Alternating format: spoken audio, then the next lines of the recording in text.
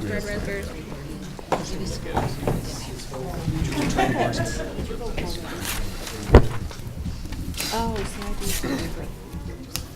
Okay.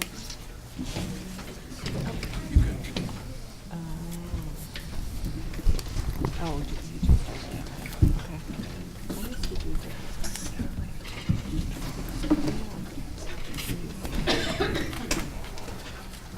Okay, where's meeting signature?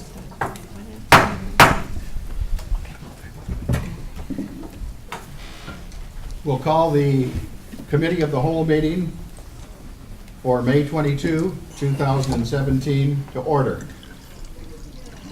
I'd ask the city clerk to call the roll. Jacobson? Fanouken? Here. Marquardt? Here. Fagan? Here. Noriko? Here. Verbic? Here. Favor? Here. Smith? Here. 7 present.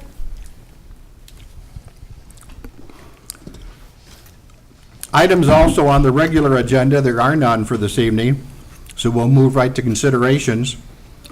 Request for proposal for social services for the University Village and related areas. I'd like to ask Community Development Director Joe Ellen Charlton and Development Planner Jason Mitchnick to come to the podium. Jason, you're there already to speak on this item. Thank you. Thank you, Mayor. Thank you, Council. I'm here to discuss a request for proposal for social service delivery for University Village and related areas. Through the sale of the University Village property to Security Properties, it was negotiated through the city that the new property owners were going to make a donation specifically for social services on the property site and in the area around there.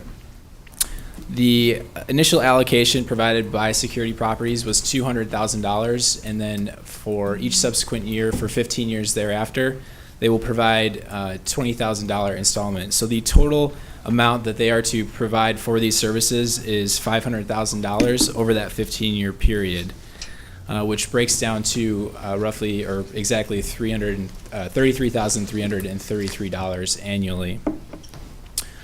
Beginning late last year, I started working with Dr. Kendall Thu and Tiara Huggins, who is the president of the University Village Tenants Association, on developing a strategy of what to use those funds for.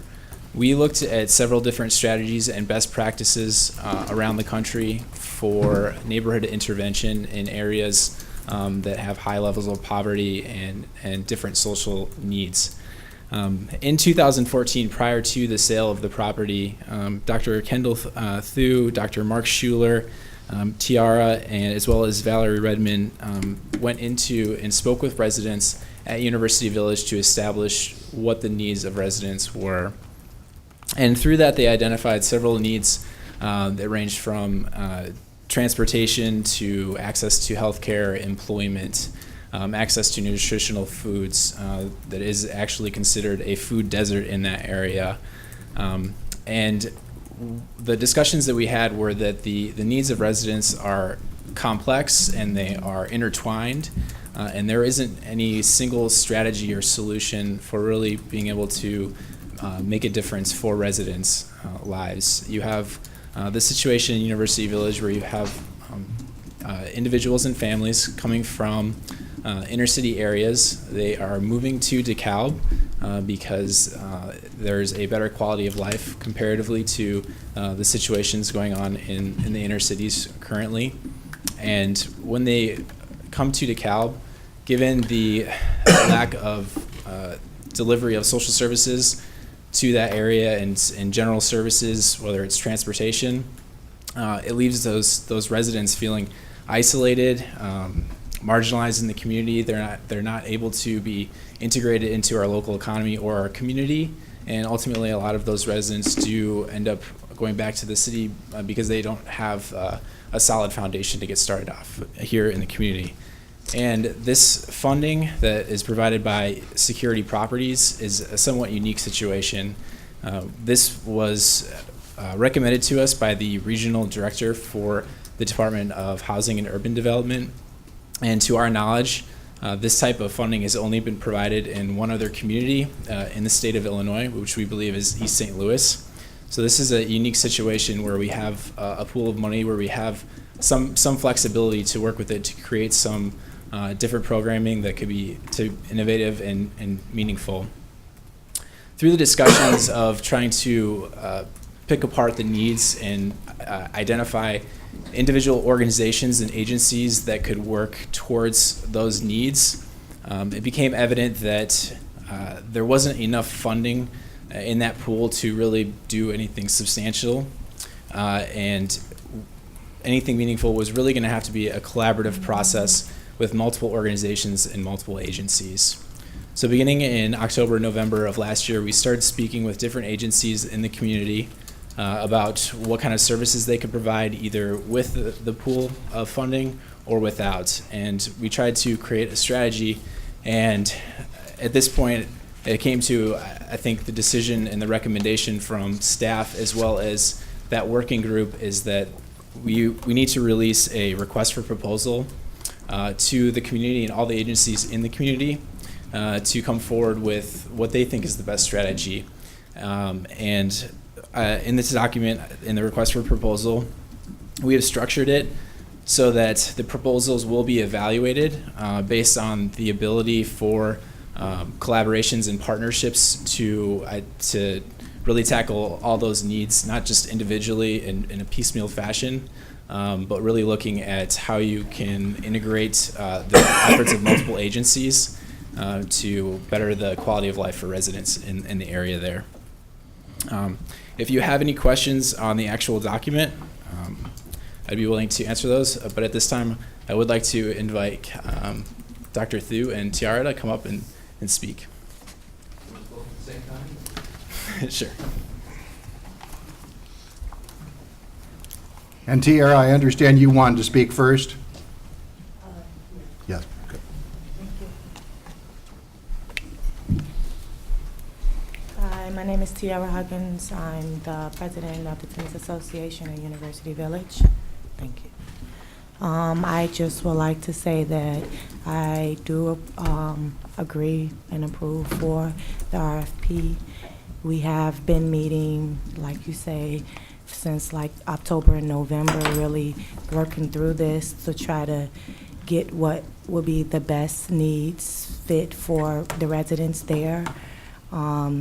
We all been meeting and invited other people, other community members as well to the meeting so that we can get more input from the members within the community as well. I'm happy that we're finally here, that we are getting things moving forward.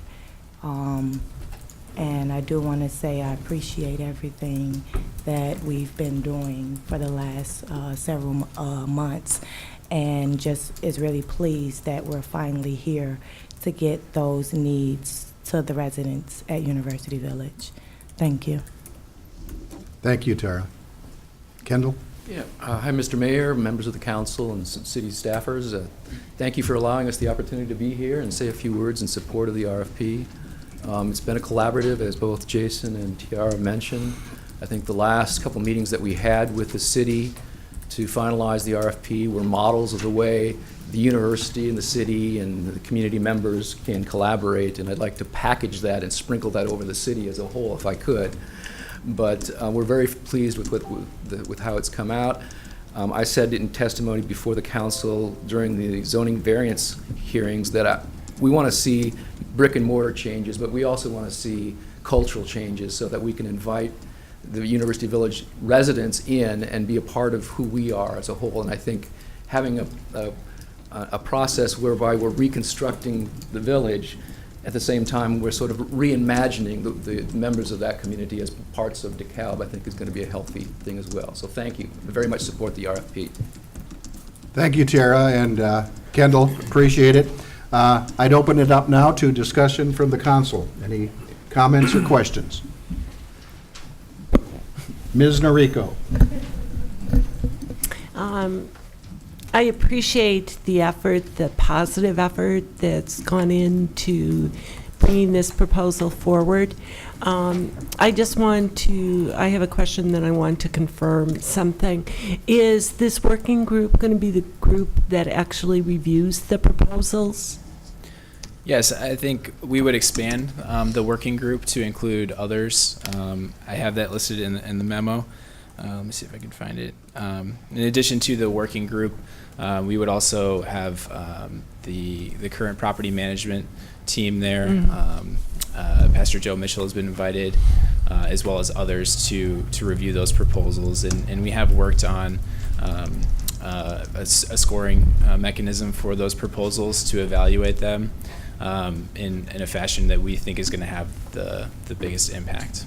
So you'll continue to have a diverse group? Correct. Yeah, the taking a proposals look at will be everything. reviewed by the working team, so it will include others beyond just city staff. Okay.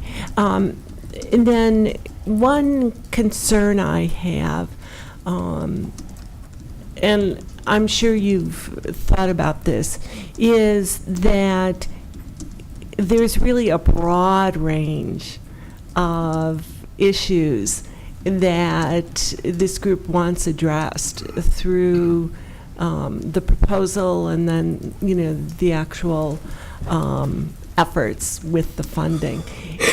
Has there been any thought about that? Do you potentially see that there will be some prioritization of needs, or do you think it's attacking everything all at once, which is kind of a concern for me? We did discuss different strategies. There's several agencies in the community that do work in the areas that are specific to individual needs. The hope is that there's agencies out there that already have resources that they would be able to leverage, or there's other funding out there that could be leveraged. And through these partnerships of agencies that have those resources are able to leverage additional resources, that the flexible funding pool really comes in and fills gaps in between those collaborative efforts where it enhances what those organizations are currently doing and increases their capacity. I wouldn't want this group or the Tenants Association to feel like the effort was a failure if efforts in all of these areas didn't achieve 100% in the first year. It's really going to be a process. In the way that the RFP is written, we were requesting all proposals to take us through a 3-year process. So the proposals should include a detailed budget of what the organizations or partnerships would be doing, not just in the first year, but through a 3-year and potentially beyond. We would like to see what their long-term strategy is. Our thought is that we would sign a 3-year term. The contract term would be 3 years with whatever primary agency and partnership agencies are chosen.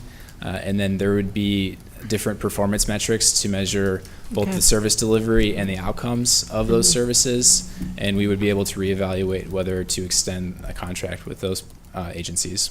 Okay, thank you. Good luck. Any additional discussion? Well, again, I'm glad to see that, at least initially with the 3-year contract, that we are trying to look out over the long term. There's a 15-year period that it's going to be. That's a good segment of time to hopefully resolve some of the issues within University Village.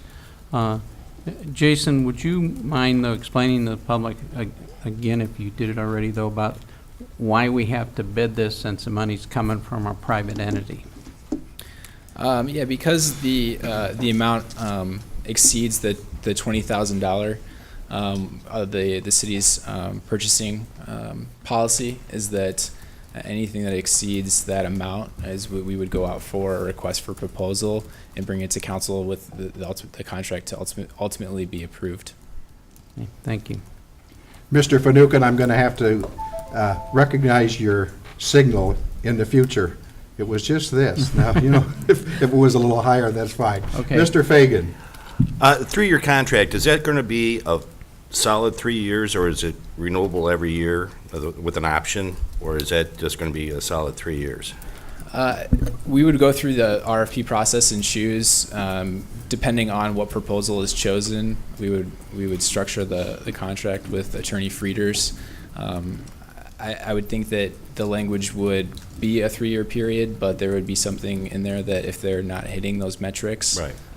That we would be able to either negate the future of that contract. But the hope is that the winning proposal would be successful and would extend beyond those 3 years. Any further discussion from either staff or the council? For the benefit of our audience and for the public, the council will have 3 options as this is brought before the city council. We will approve the RFP documents as presented, and that is the recommendation of staff. We could recommend modifications of the RFP documents, or we could choose to not approve the proposed RFP. But it is the recommendation of staff to approve the RFP as presented. Thank you. Our second request tonight, or our second consideration, is a request for proposal for an enterprise resource planning system. I'm going to ask our Information Technology Director, Mark Thorson, to speak on this item. Mark? Good evening, and thank you. And I'm presenting a request for proposal for an enterprise resource planning system.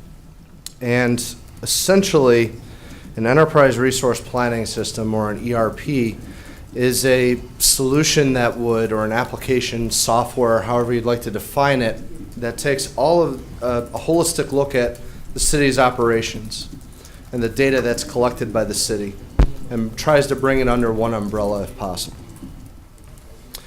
This is something that was born out of the private sector and has now made its way into the public sector to try and increase efficiencies and also provide better customer service by having more informed staff and elected officials, because the data is more readily accessible. While we try to gather and try to encompass the entire city operations, sometimes that's just not feasible. In this case, our main emphasis has been on finance, human resources, public works, and also an aspect of general government. There's a lot of operations that go on that span across the departments that we want to encompass with this as well. While the other systems, the other departments that aren't included in the emphasis of this, one of the requirements for this document is we start asking, here's some of the systems we are using that we aren't intending to replace at this point. And we're asking vendors to describe how they will integrate with those systems so that we can bring all that information back under one roof if possible. And as seamless as possible, I should say. So when I came on board, I was trying to understand what was going on with the city and operations where the data was. And in many cases, I was finding data in a couple of systems that were either outdated or weren't performing as well as they should.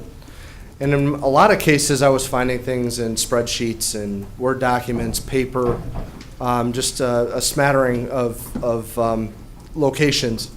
And it's really difficult at that point to be able to understand or take a holistic view of the operations of the city with that case.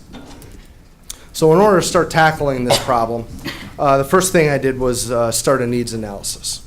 And that took several months, and being able to incorporate all the departments and really talk with them and get an understanding of where, first off, what are the critical processes of the city in these cases.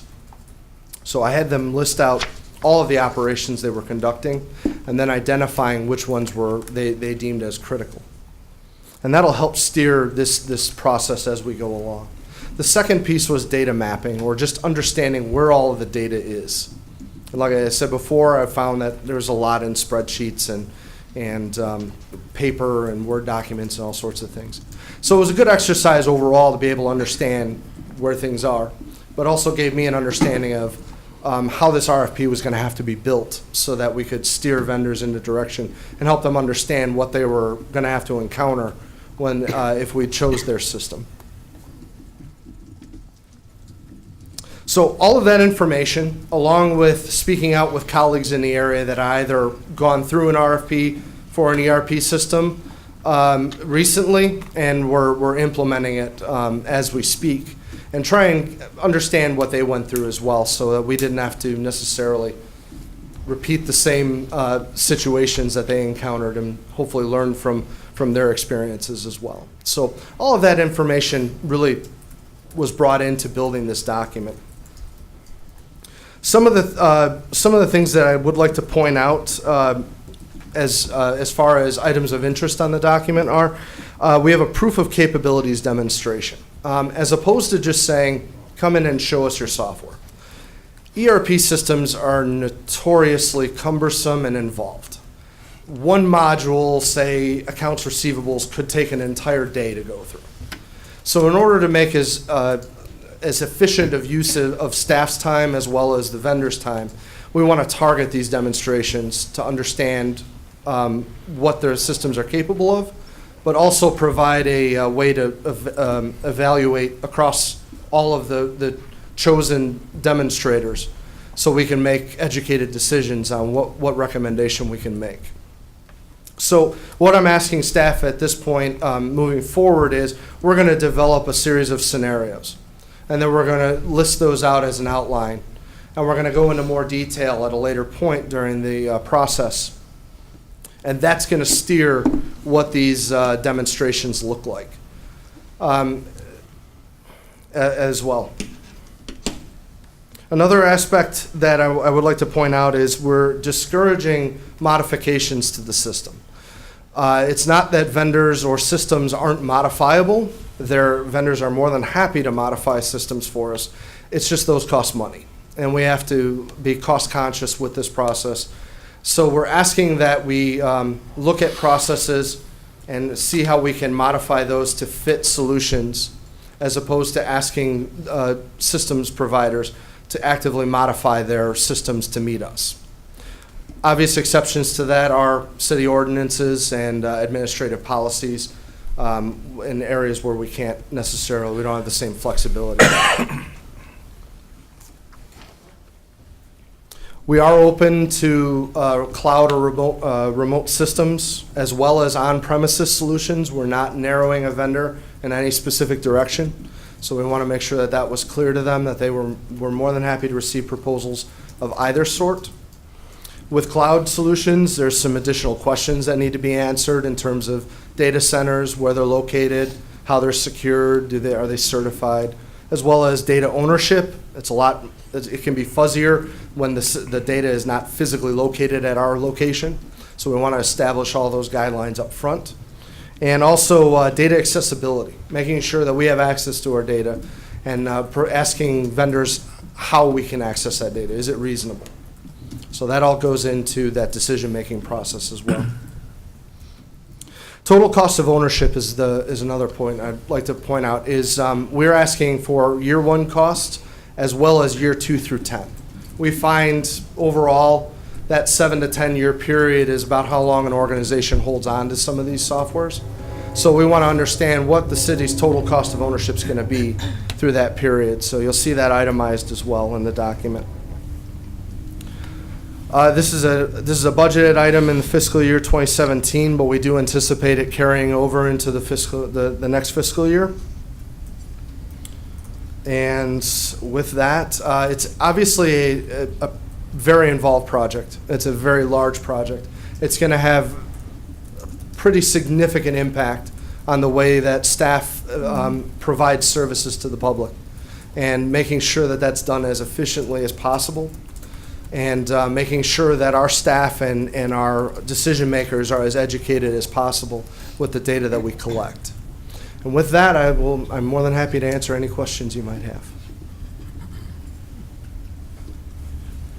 At the far end, Mr. Favor. Well, I'm glad to hear that you said it's going to include kind of the cloud system. In preparation for this, I went and started researching kind of the state of ERP systems a little bit, just, quick internet search. But one of the things, you've kind of explained it a little bit already, but you've put together the list. I didn't see all that detail in the RFP here in terms of what systems we are expecting to be connected to. Are we planning to integrate the police system into this in the beginning, or is that a later? Okay. The emphasis is placed on finance, HR, public works, and the overall general government. Police was one that we are not including in this project. The product that they're using right now is it's formerly SunGuard. It's now Superion One Solution. It's a very robust solution for police systems. And one aspect is Superion actually has an ERP as well. So we would encourage them to submit a proposal as well. And should that be the case, then absolutely, by default, police would be roped into that ERP system. Otherwise, what we're asking for is integrations. And there's a piece in the RFP that asks, it lists out the systems that we are not intending to replace. And if they already have an existing integration with those systems, and if not, what type of integration would that look like? Well, even if they do, we also want to know, is that a manual process to move files back and forth, or is it a process that can be automated? We're sort of leaving that a bit open-ended to let them tell us what their capabilities are. Are we looking at like a government ERP system, or are we doing open market? We would look at an Oracle, an SAP, or are we looking at something that is designed for government use? That's a good question. A nearby community has taken a step into that direction, and I'm in the process of reaching out to them to find out. They were supposed to provide a demo at a trade group event that I was attending. They unfortunately had to cancel at the last minute, but they actually stepped into using Salesforce as a platform. I would like to know what the extent of that is. It originally sounded like they were using it as a customer resource. I think it's a customer resource. It's a CRM system, but it's an idea of managing customers and that aspect. And I think it branched off from there. And I was told that companies were building modules specific to government into those systems. As far as something that isn't necessarily a government specific, I would say we're not ruling that out, but they would really have to show that they have an understanding of government processes in general to make sure that all the bases are covered that we need them to be covered. Does that answer your question? It does. Okay. It does. I'll just throw in one last comment. I know that I think we're going to have to do, we have to budget for modifications because there's no system that talks to every other system. So we're going to have some modifications at some point. And that's just something for everyone to consider. Absolutely, and I put in there that we discourage modifications. It's not that we're completely ruling them out. We understand that, yes, there will have to be some modifications that need to take place, like you're saying, so. Yeah, thanks. Absolutely. Thank you. Ms. Noriko?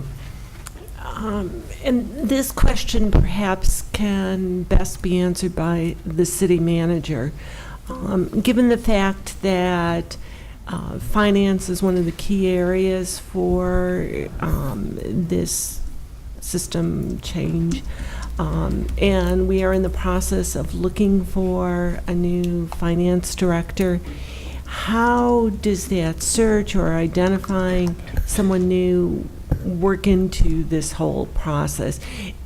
I guess one of my fears is, we're pretty far along and a new finance director comes along who goes, ugh, this is a terrible system you're proposing or you're working with. So it's a great question. Interestingly, we had originally delayed this project until we had Mark Thorson on board as our IT director, so I understand the question. We're moving forward. We have staff on place. with Director Thorson's experience and leadership, we're going to be able to move forward on this project. We've already assigned Bob Miller, who's our Assistant Director of Finance, is going to be the project lead in the Finance Department, so we're not going to lose a beat. And as we do the Finance Director search, we'll look at what is the experience that the candidates have with different financial software, or even in financial software transitions. What have they seen and what have they experienced? So that will be part of the interview process, but totally have total confidence in the current staff in place that we'll be able to move forward with this process and this project. Well, and I was certain that you had given thought to it, but I wasn't quite sure, timing and so forth. It is a long process. I think Director Thorson might be beneficial just to kind of talk through the time period as far as when we're going to see the proposals versus implementation. I mean, my goal is to have someone on board at some point during the implementation process, or even when we're reviewing the packages. So Okay. it all depends on timing, but I'm going to throw it back to Director Thorson. If you could just tell us when we'd anticipate perhaps bringing this item back for consideration to the council as far as when we would award or make a recommendation on the vendor. Absolutely. So the anticipated timetable is the October 23rd council meeting to actually bring the recommendation. Prior to that will be spent, obviously, going through the selection process. Also, once we have come up with a vendor that we consider our top choice, there's a series of negotiations that need to take place at that point as well, so that by the time we can present it to council, which we're going to need about a couple weeks of lead time on that as well. By the time that occurs, we've gone through and done all our due diligence so that the recommendation we're providing is as thorough and complete as possible. Okay. Does that help? Yeah. Thank you. Mr. Jacobson. I know we've talked in the past prior to you being with us, that it was one of a former council's goals to start looking into what sort of open source solutions were on the market. Obviously, we have quite a bit of licensure in terms of our Microsoft products and other things that probably could be as well met, or if not better met, than some of our older softwares in terms of the open source software market. Are there ERPs available in the open source market, or is it something that we could consider as part of this? Obviously, as an RFP, those companies that have pay for licensed software are going to come to the table. Are there any open source solutions out there that we could even look at? I am not familiar with it in this particular market. I'm certainly not, wouldn't discourage a vendor from bringing forward. Open source, in my experience, is only as good as it's supported. As long as there's adequate support for it and there's an adequate market to keep it going, I'm certainly not opposed to it. Unfortunately, I don't have a great answer as far as options or what's available. We would really have to see, as the process lays out, who proposes and if that's an option. Thank you. Any further discussion from the council, or any more comments, Mark, from you at this point? Okay, thank you.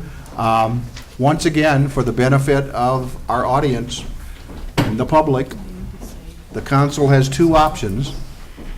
We can approve the release of the request for proposal, which allows staff to conduct the procurement process. Following conclusion of that process, staff could provide proposals and a recommendation for the city council to review and approve. And I understand, Mark, that would probably be in an October timeframe. We also have the option to not approve the release of the request for proposal. The staff does not recommend that option, as the status quo would continue in its wordage, inefficient data collection, and would inhibit well-organized collaboration and process management. And of course, the city staff recommends approving the release of the request for proposal. And those are our options. Moving on, consideration number 3. FY 2017 Strategic Plan First Quarter Update. Assistant City Manager Patty Hoppenstedt will have some comments on this item. Patty? Thank you, Mayor and Council. And I am excited to present to the public and to the City Council and staff the first quarter update for the FY 2017 strategic plan. City staff has and the council made a commitment to the community that we would provide quarterly updates on the progress on various action items that were identified during the FY 17 budget process to provide updates on. So at this point, this is our January, February, March 2016 update on the strategic plan. So today I want to review, as part of our agenda, the action item status overview. This was something that prior council wanted to understand and have me review, so I'll quickly go through that again. But really the bulk of the presentation is to highlight some key achievements from each of the 5 vision statements that are identified in the strategic plan. So really quickly, the overview status categories, I won't go through the definitions, but you will see some items that are not started, potentially some on track, off track, at risk, achieved, not achieved, and completed. And again, the definitions are available in your packets.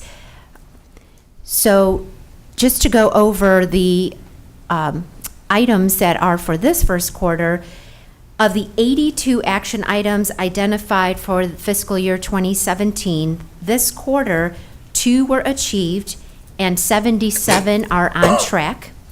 3 have not yet been started, but updates will be available in future quarters. So let's talk about the things that we have achieved. And again, there are numerous items that are on track or achieved, and I'm going to highlight those updates for you. So out of the 77 on track and the 2 achieved, what I've done is just pulled out a couple of the key highlights in each of the 5 vision statements. So within the agenda item, there is a comprehensive, detailed action item by action item update with one of those status categories, as well as detail on what exactly the activities were as it related to that particular action item. So the tasks that were completed at the department level.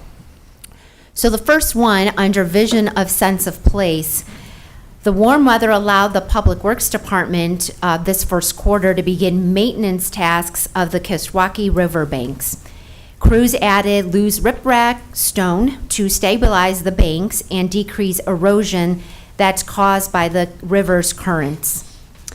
Over the extended period of time, the current of the river loosens the banks and creates instability. The Army Corps of Engineers is scheduled to come this summer to do their annual inspection. So we were, as you can see there, the work that was done at the Kishwaukee River. Also under vision of sense of place, the action item is use the city's official channels for communication to share and disseminate balanced information and updates on developments in DeKalb. So the city's new electronic newsletter, DeKalb e-News, was launched in this first quarter using Constant Contact. The newsletter highlights information on community interests, events, and activities, as well as update and report on major city projects. The newsletter editions will be released in January and March, which were released on both of those months. Next editions will be released in May, July, September, and November. So the current newsletter, just in that 3-month period, started off with 152 total subscribers. So please, community, go onto the website's homepage and register for the DeKalb e-News so you can get the latest information of activities and events and project updates. Under vision of community vitality and vibrant downtown, the action item is identify retail, commercial, and service needs and foster development of businesses to meet the needs of human services, for instance, human services, food desert areas, etc. So in this picture, you will see the Economic Development Commission began working on an economic development plan with the assistance of NIU Center for Governmental Studies. And the first meeting occurred in February. So there's more work to be done by the commission, but that is definitely underway. Another update under Vision of Community Vitality and a Vibrant Downtown relates to the action item, identify retail, commercial, and service needs and foster development of businesses to meet those needs. Again, in human service, for instance, human services, food deserts, areas, etc. So another example of this is former Mayor John Ray and City Manager Gora participated in multiple workshops representing the City of DeKalb in the development of the county's Economic Development Strategy, CEDS plan. So, under Vision, again, of Community Vitality and a Vibrant Downtown, this vision, as you can see, was very busy this first quarter. The action item, target unsafe and problem properties for blight removal and remediation. As you all can remember, it's super exciting news of the Cornerstone redevelopment project, which was approved by City Council on February 27th of this year. The project includes the demolition, which I know you all have seen and are keeping a close eye on, that is currently in action. So the demolition of the former Autos building as well as 3 adjacent properties. The developer, Mr. John Pappas, will be constructing a 4-story mixed-use building that includes 51 fully furnished market-rate apartments, as well as commercial space for Barb City Bagel and a restaurant that will be determined at a later date.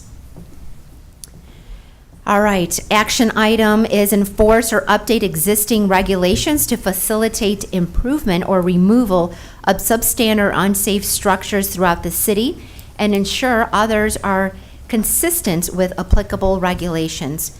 So in this picture, the city completed the demolition of a structure within the city. A review of the history of this property shows a lengthy and troubled past. The demolition was completed after the owner had several weeks to remove personal property from the house. And even after that process, the house was substantially filled with debris. The demolition of the property and the neighboring property has resulted in the creation of a site comprising of 1.5 lots that can be made available for public use or private development, and has eliminated 2 of the most hazardous properties within the city. Okay, moving on, under this vision, extend the streetscape amenities to additional areas of the downtown. With the installation of an additional 12 recycling containers, the Public Works Department continues to promote recycling in the Central Business District. Waste Management reports higher volumes of recycling materials collected due to the conveniently placed containers. And the Central Business District now has 42 recycling containers, and Waste Management expects to provide funding for the purchase of additional containers as the recycling volume steadily increases. All right, moving on to the vision of inclusiveness. The action item being review and adjust city policies, practices, and programs to service this core vision. In March, Human Resources staff met with Kishwaukee College Director of Business and Training Partnerships Workforce and Community Education and the Coordinator of Career Technologies in an effort to enhance the city's outreach and expand the applicant pool for employment opportunities and internships. Also under vision of inclusiveness, an action item identified in the strategic plan is institute cultural competency training for all city employees. The Human Resources Department and the City Manager's Office staff met with NIU's faculty in January to discuss training needs for the city staff. And staff reviewed several proposals and several drafts.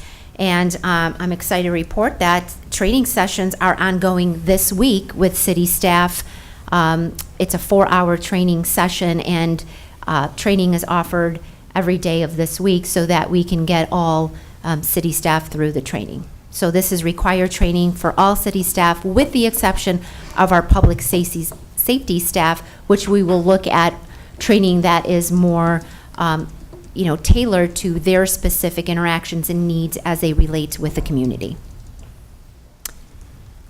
So, vision of accessibility, the action item, maintain and expand state-of-the-art navigation systems at the airport. So through the Illinois Department of Transportation's Transportation Improvement Program, the Public Works Department secured $800,000 for the installation of new state-of-the-art navigational aids for the airport. The Public Works Department is waiting for a schedule for installation. Under vision of efficient, quality, and responsive services, the action item, replacing aging and unsafe fleet and equipment to mitigate liability, enhance resident safety, and reduce downtime. So on January 18th, the fire department took delivery of a new 2016 Ford Expedition. The vehicle will be added to the frontline fleet and utilized as the shift commander's 24/7 emergency response vehicle.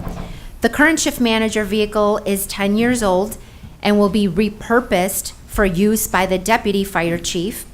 And then the current deputy fire chief's vehicle, which is 13 years old, will be repurposed for a pool car, replacing another vehicle that is also 13 years old.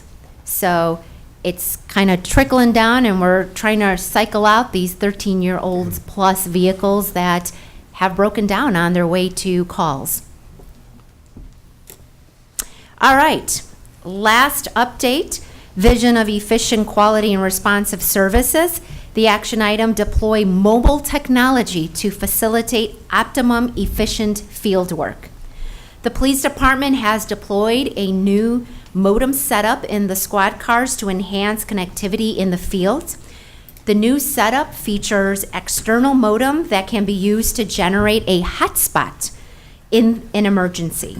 This means that any officer near the car can connect a laptop, phone, or tablet using the secure signal broadcasted by the car, effectively making any squad car into a mobile command post. So really cool technology. So that is the highlights that I have pulled out of the 89-page agenda item, which you have the detail at your fingertips for you this evening. And we will be back to provide the next quarter update once that information is available. Thank you, Patty. Any discussion or questions? Mr. Fanouken. Patty, I noticed that the report includes, for the most part, city staff, and there's a couple of references to city elected officials. But, I know all of us up here do a lot more that would be a part of that strategic plan, and I'd love to see those activities that we do be included, particularly when it's with city staff. Just food for thought for the next report. Absolutely, thank you. Thank you. Any other discussion on Patty's report? I don't believe anyone has registered to speak on any item not listed on the Committee of the Whole agenda. Are there any other individuals in our audience tonight to speak on an item not on our Committee of the Whole agenda? If not,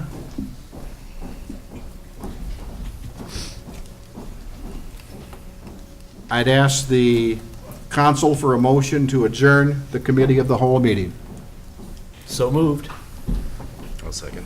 Been moved by Alderman Verbic, seconded by Mr. Fagan. All in favor of the motion, say aye. Aye. Opposed? So moved. Meeting adjourned.